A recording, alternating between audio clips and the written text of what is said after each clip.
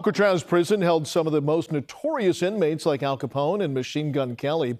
It was one of the toughest prisons in the country at the time, but outside the prison walls lived staff members and their families as well. But what was life like for them on the rock, knowing that they were just feet away from violent criminals? Amanda Harry talked to a woman who lived there as a child.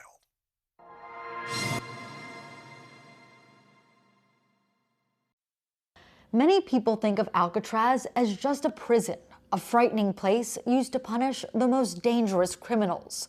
But for Jolene Babiak, it was home.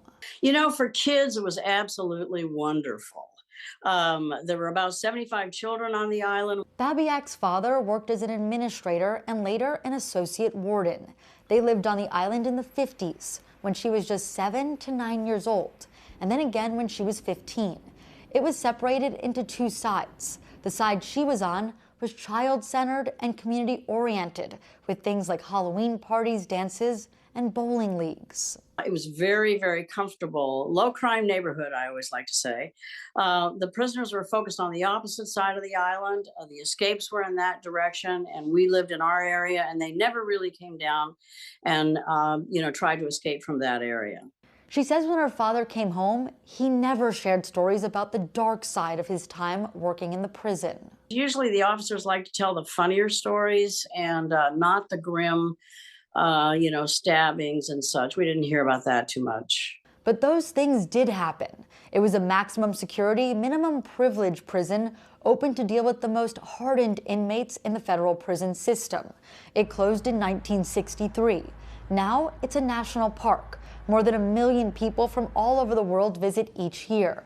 Valentina Ferrat was visiting with her family from Mexico. We got to get in the cells and it was like shivery. Would you want to live in a cell like that? No. Her brother Lucas says he wanted to learn about its history, a history he doesn't think should be repeated. I would not prefer to open it because I think it's not a good thing, because I think the prisons that are here in the United States are very good, and we're good without that.